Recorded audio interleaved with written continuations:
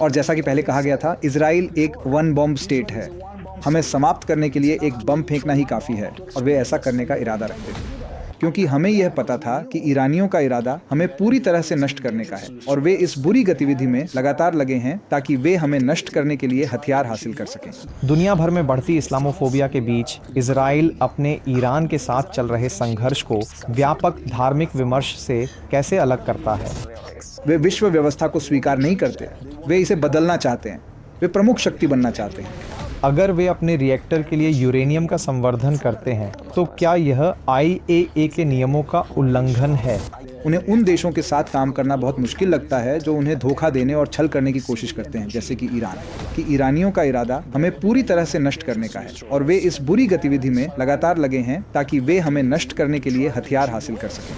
अब सवाल ये है कि क्या संयुक्त राज्य अमेरिका वास्तव में देर से आया? उसी समय ईरान ने लगभग 30 मिसाइल दागी। मीडिया रिपोर्ट के अनुसार 30 मिसाइलें इजराइल पर दागी गईं। क्या इजराइल इन हमलों के लिए तैयार था? अब जब हमने उन्हें पूरी तरह से बेनकाब कर दिया है और उनकी वेग क्षमताएं छीन ली हैं, तो उनके पास अपनी नीति बदलने और एक ऐसा समझौता करने का, मुझे लगता है कि ईरान की ओर से यह बेहद गैर जिम्मेदाराना होगा कि वह उन देशों के साथ संघर्ष की स्थिति बनाए जिन्होंने उस पर हमला नहीं किया है। यह एक ऐसा कदम होगा जिसके गंभीर और दूरगामी परिणाम हो सकते हैं, जिससे क्षेत्रीय अस्थिरता और बढ़ सकती है, क्योंकि उन्होंने अपने महत्वपूर्ण प्रॉक्सी खो दिए हैं, अपनी परमाणु और मिसाइल क्षमताएं भी पूरी तरह से खो दी हैं, और अपनी वायु रक्षा प्रणाली भी गंवा दी है। भले ही हमारे पास दुनिया की सबसे बेहतरीन वायु रक्षा प्रणाली हो, फिर भी कुछ बैलिस्टिक मिसाइलें घुसपैठ करने में सफल हो जाती हैं। वे रोकी नहीं जाती और वे भारी नुकसान पहुंचाती हैं। तो ये एक युद्ध अपराध है। सिर्फ इतना ही नहीं, ईरानी अवैध रूप से एक अन्य देश को नष्ट करने की कोशिश कर रहे हैं। एक शक्तिशाली धर्मतंत्र और एक क्रूर सत्तावादी शासन के खिलाफ लड़ना वास्तव में बहुत मुश्किल और चुनौतीपूर्ण है, जो किसी भी तरह के विरोध करने वाले व्यक्तियों को तुरंत और बेरहमी से मारने के लिए हमेशा तैयार रहता है। नमस्कार साथियों, मिडिल ईस्ट में जिस तरह से फिलहाल की कंडीशंस बदलती जा रही हैं, इजराइल और ईरान एक दूसरे के सामने जिस तरह से हो रखे हैं, इस विषय पर और ज्यादा अच्छे से समझने के लिए, समझ प्राप्त करने के लिए हम इजराइल के एम्बेसडर के साथ आज आपका ये साक्षात्कार साझा करने जा रहे हैं। ये आज ही के दिन 2025 के दिन शूट किया गया है और आज की ताजा सिचुएशन पर आपको इंसाइट्स देने के लिहाज से किया गया है। हमारी ऑडियंस हिंदी में है, मेजॉरिटी हिंदी ऑडियंस है। ऐसे में हमने प्रश्न इंग्लिश में किए हैं, उनको ट्राई करेंगे कि आपके सामने ट्रांसलेट करके रिप्रेजेंट किया जाए। हमारे गेस्ट ने अपने जवाब इंग्लिश में दिए हैं, हम उनके भी जवाब आप तक किसी तकनीक के माध्यम से हिंदी में पहुंचाने का प्रयास करेंगे। उम्मीद करते हैं कि आपको हमारा ये प्रयास पसंद आए। आपको जो बात इसके अंदर बेहतर लगे उसे भी कमेंट में मेंशन अवश्य करिएगा। ये हमारा पहला प्रयास है। मैं भी जिस तरह से आपके साथ हिंदी में बहुत कंफर्टेबल हूं, इतना इंग्लिश में सवाल पूछने में कंफर्टेबल नहीं हूं, लेकिन ट्राई कर रहा हूं कि कुछ बेहतर निकल कर आए और आप तक पहुंचाया जाए। Thank you so much. तो राजदूत महोदय, सबसे पहले भारत की ओर से आपको नमस्कार। आज लाखों भारतीयों की ओर से आपका स्वागत करना हमारे लिए सम्मान की बात है। धन्यवाद।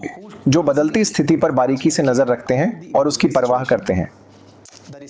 ईरान और इजराइल के बीच हाल के हमलों और जवाबी हमलों ने न केवल सीमा को हिलाकर रख दिया है, बल्कि सुरक्षा को भी गहराई से प्रभावित किया है। वैश्विक सुरक्षा, या मैं कहूं कि विश्व व्यवस्था को भी।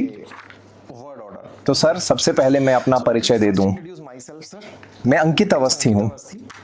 मैं एक शिक्षक हूं और IIT कानपुर का पूर्व छात्र हूं। ये भारत का एक प्रतिष्ठित संस्थान है।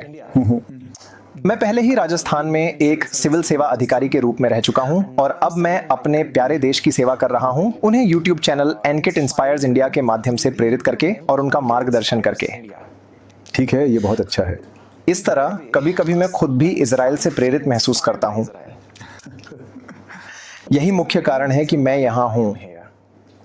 हम भारतीय और मेरे अनुयायी या मेरे परिवार के सदस्य, असल में मैं अपने अनुयायियों और सब्सक्राइबर्स को परिवार के सदस्य की तरह महसूस करता हूं। वे आपकी देशभक्ति को देखकर, खासकर इजरायली लोगों की गहरी और अटूट देशभक्ति को देखकर बहुत ही देशभक्त महसूस करते हैं और यह उनके लिए एक सच्ची और महत्वपूर्ण प्रेरणा है।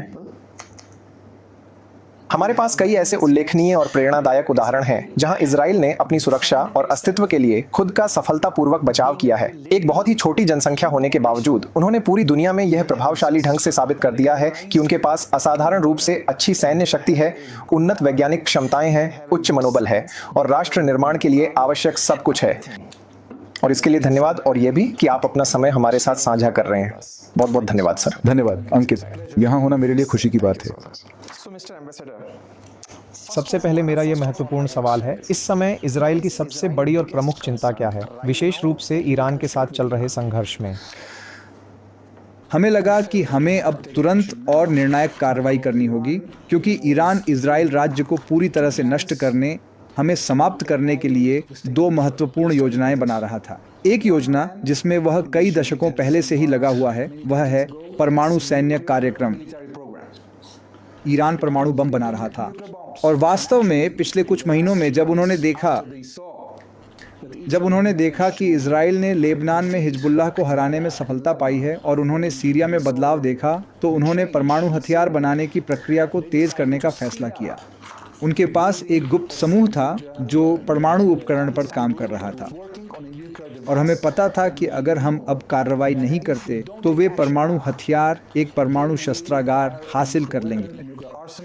और जैसा कि पहले कहा गया था, इजराइल एक वन बॉम्ब स्टेट है। हमें समाप्त करने के लिए एक बम फेंकना ही काफ़ी है और वे ऐसा करने का इरादा रखते थे। इसलिए हमें तत्काल कार्रवाई करनी पड़ी। दूसरा सबसे महत्वपूर्ण कारण यह था कि वे वास्तव में बैलिस्टिक मिसाइलों का एक बहुत बड़ा शस्त्रागार बना रहे थे। हर एक बैलिस्टिक मिसाइल में 1000 किलोग्राम TNT विस्फोटक होता है और उनके पास एक फैक्ट्री थी जो हर महीने ऐसी 300 मिसाइलें बना रही थी। इसका मतलब है कि 6 साल के भीतर वे 20,000 बैलिस्टिक मिसाइलें हासिल कर लेते थे। और ये सब मिलकर परमाणु बमों जैसे हैं। सभी मिलकर ये एक देश को, इजराइल जैसे छोटे देश को नष्ट कर सकते हैं। इसलिए हमें लगा कि हमें अभी कार्रवाई करनी चाहिए ताकि उनके हमारे विनाश के प्रयास को पहले ही रोक सकें, क्योंकि उनके नेता बार बार सार्वजनिक रूप से ये कह चुके हैं कि वे इजराइल राज्य को समाप्त करना चाहते हैं। ठीक है, तो क्या हम यह निश्चित रूप से कह सकते हैं कि आपने सिर्फ अपनी आत्मरक्षा के लिए यह कार्रवाई की थी? हाँ बिल्कुल। ये पूर्व खतरनाक था। बिल्कुल ठीक है, लेकिन एक और नजरिए से देखें तो शायद कहा जा सकता है कि आपने ईरान की संप्रभुता का उल्लंघन किया है। देखिए, हमारे पास वास्तव में कोई अन्य विकल्प नहीं था, क्योंकि ईरान ने पिछले 30 वर्षों के दौरान हमारे पूरे क्षेत्र में दमन, आक्रामकता और हत्या की एक विशाल और व्यापक मशीनरी खड़ी की है। उन्होंने हमारे यानी पश्चिमी एशिया में कट्टरपंथी इस्लामी तत्वों को प्रोत्साहित किया है। पिछले 3 दशकों से वे 90 के दशक के मध्य में हमास के आत्मघाती हमलों के पीछे थे, जिनकी वजह से इजराइल और फिलिस्तीनियों के बीच शांति प्रक्रिया पटरी से उतर गई थी। वे अब तक के सबसे बड़े आतंकवादी संगठन हिजबुल्लाह के निर्माण के पीछे भी थे, जिसने अमेरिका के साथ युद्ध से पहले भारी ताकत इकट्ठा कर ली थी, 1 से 50,000 मिसाइलें और रॉकेट्स, और उनके पास मिसाइलें और रॉकेट्स बनाने की क्षमता भी थी। ये सब कुछ ईरान ने ही मुहैया कराया, पैसा, प्रशिक्षण, तकनीक, सब कुछ। असद शासन भी ईरान का एक बहुत महत्वपूर्ण साझेदार था और ईरानी वहाँ भी अपनी नई फैक्ट्रियाँ बना रहे थे। उन्होंने हूती आतंकवादी समूह को भी खड़ा किया और वास्तव में हमारे प्रधानमंत्री के आधिकारिक बयान और प्रकाशित विस्तृत रिपोर्ट के अनुसार ईरानी हूतियों को परमाणु बम देने की एक अत्यंत गंभीर और सुनियोजित योजना बना रहे थे। तो उनका मुख्य उद्देश्य केवल इजराइल राज्य का पूरी तरह से सफाया करना नहीं था। ये तो बस एक महत्वपूर्ण और प्रारंभिक पड़ाव था। इस्लामी दुनिया में पूर्ण वर्चस्व हासिल करने, पवित्र मक्का और मदीना पर कब्जा करने और अंततः विश्व की एक अत्यधिक शक्तिशाली और अग्रणी वैश्विक शक्ति बनने की लंबी और अंतिम राह में। सर, आपसे जानना चाहेंगे कि आपके और ईरान के बीच असली टकराव क्या है? कौन सा टकराव? वे आपसे नफरत क्यों करते हैं? वैसे हमारा ईरानी जनता से कोई टकराव नहीं है, लेकिन इस कट्टरपंथी इस्लामी क्रांति ने एक ऐसा शासन स्थापित किया जो वास्तव में इजराइल को एक कैंसर युक्त ट्यूमर के रूप में देखता है। मैं उनके ही शब्दों का इस्तेमाल कर रहा हूँ। वे इजराइल को एक विदेशी इकाई के रूप में देखते हैं। वे इजराइल को एक स्वदेशी लोगों के रूप में नहीं मानते और वे सोचते हैं कि हमें अपने ही देश में संप्रभुता का अधिकार नहीं है।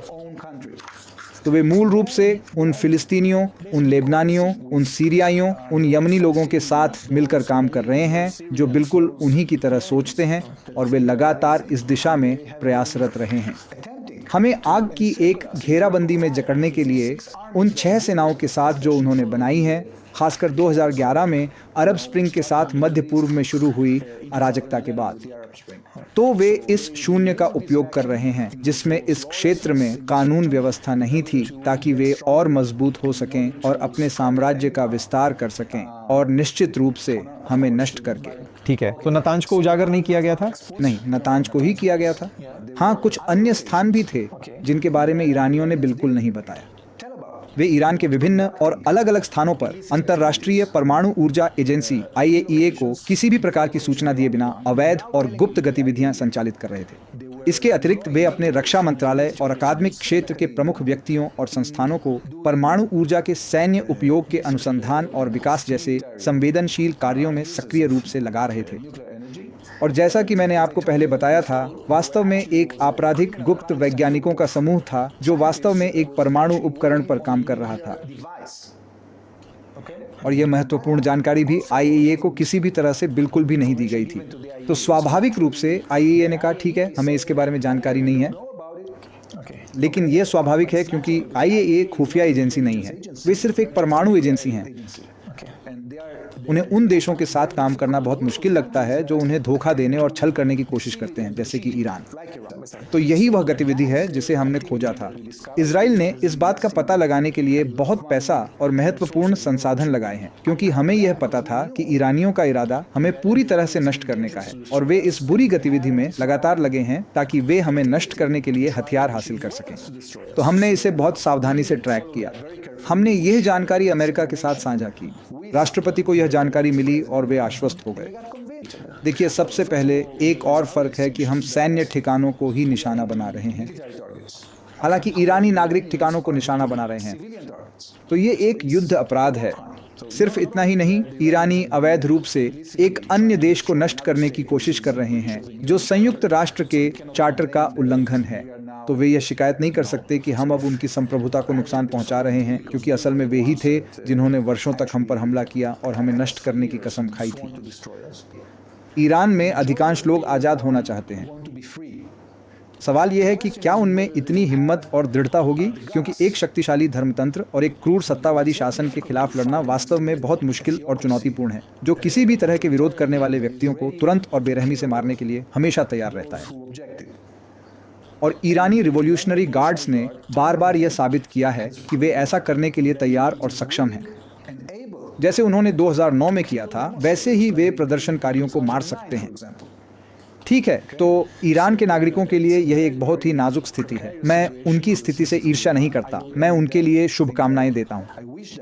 और इजरायली सरकार भी उन्हें शुभकामनाएं देती है, और इजराइल की जनता भी उन्हें शुभकामनाएं देती है। तो आप वर्तमान स्थिति को कैसे देखते हैं? ये कब स्थिर होगी? हम मानते हैं कि दुनिया के लिए सबसे अच्छा यही होगा कि ईरान गंभीरता से और सत्यापित रूप से यूरेनियम संवर्धन को त्यागने के लिए प्रतिबद्ध हो। सैन्य परमाणु कार्यक्रम के किसी भी तत्व को त्यागने, अपनी बैलिस्टिक मिसाइलों और क्षेत्र में अपनी हानिकारक गतिविधियों को भी त्यागने के लिए प्रतिबद्ध हो। अगर वे ऐसा करते हैं और एक शांतिपूर्ण देश बन जाते हैं जो क्षेत्र में तबाही मचाने की बजाय अपनी खुद की अर्थव्यवस्था के विकास पर ध्यान केंद्रित करता है, तो मुझे लगता है कि हम शांति प्राप्त कर सकते हैं। अगर पाकिस्तान इजराइल के प्रति इतना कट्टरपंथी हो जाए क्योंकि उसने इजराइल को एक देश के रूप में स्वीकार नहीं किया है, तो क्या होगा? खैर, मुझे उम्मीद है। आखिरी सवाल, इस बार के लिए आखिरी और आखिरी सवाल, ठीक है। मुझे लगता है कि इजराइल और संयुक्त राज्य अमेरिका द्वारा की गई कार्रवाई ने एक बहुत अच्छा उदाहरण और एक बहुत अच्छी मिसाल पेश की है कि वे देश जो कट्टरपंथ में लिप्त होने जा रहे हैं, जो अन्य देशों को नष्ट करने की कोशिश में लगे हैं, जो आतंकवादी समूहों का समर्थन कर रहे हैं, उन्हें अब बहुत अच्छे से देखना चाहिए कि ईरान के साथ क्या हुआ। ठीक है, बहुत बहुत धन्यवाद सर, आपके बहुमूल्य समय के लिए बहुत बहुत धन्यवाद। इससे हम निश्चित रूप से अपने श्रोताओं के संदेह दूर कर देते हैं। बहुत बहुत धन्यवाद सर, आप हमारे प्रति बहुत दयालु हैं। धन्यवाद। धन्यवाद। ठीक है।